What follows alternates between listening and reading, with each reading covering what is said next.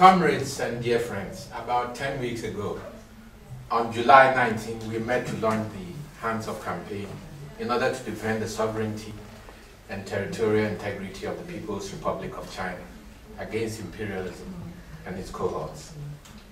The campaign has countered the deceitful propaganda of the imperialist press in all its manifestations.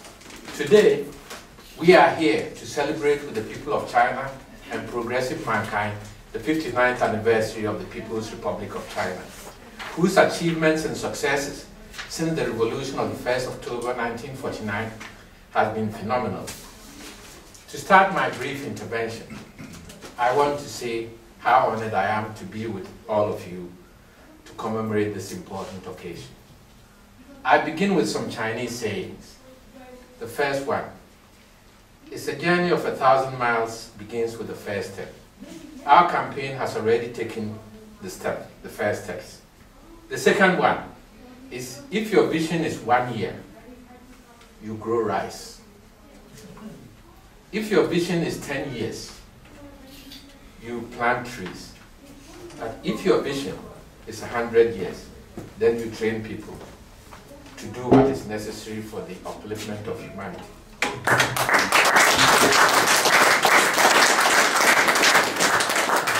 This has been done by the Communist Party of China and progressive cadre since the revolution, which we are celebrating today.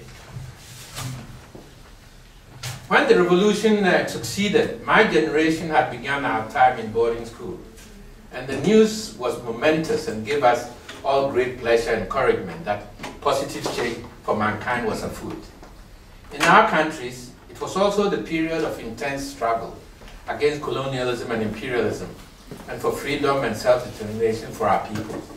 In Ghana, the struggle had intensified with the declaration of positive action by Kwame Nkrumah, and there was a distinct air of hope throughout the oppressed world.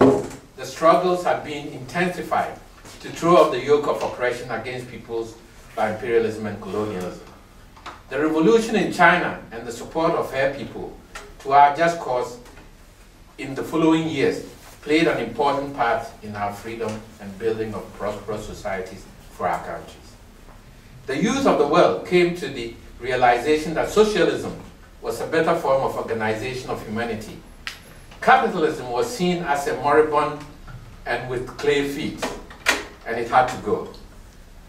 In 1965, during our conversations with Malcolm X on the solidarity of African Americans for African independence and self-determination, he outlined how imperialism, by their divide and rule tactics, had set about to sow mistrust among our peoples. I remember vividly a statement he made that, "My brother, when you see two brothers are fighting, you look for the stranger." This was something we took in that when you were brothers who should struggle together and there's dissension, you must look for the stranger who is causing this, and invariably that's imperialism.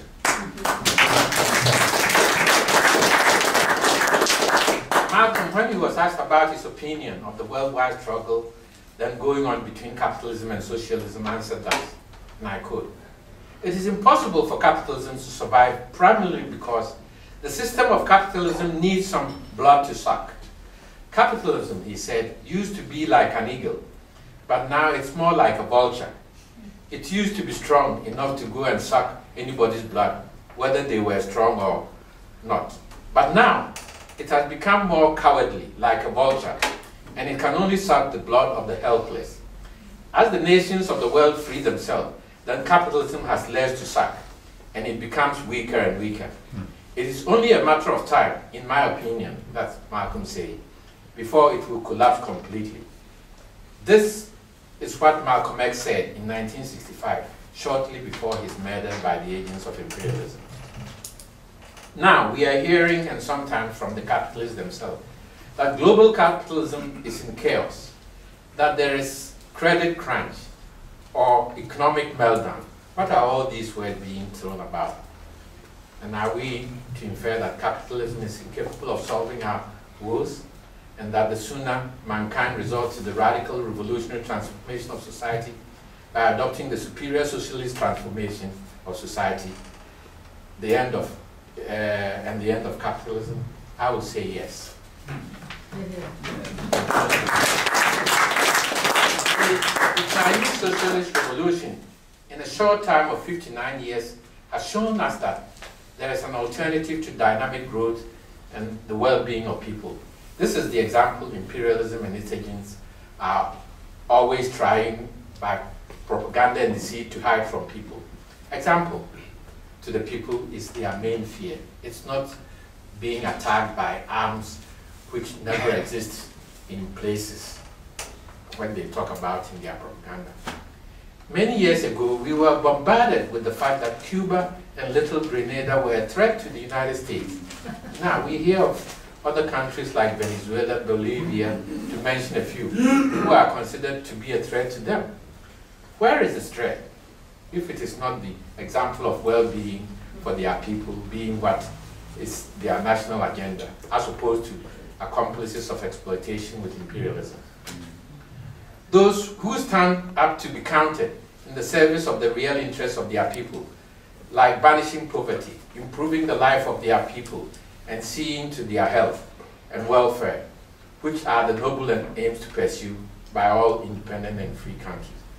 China, for whom we celebrate the National Day today, has shown the way and thus continue to need our support, solidarity, and vigilance against all the manifestation of imperialism to destabilize them.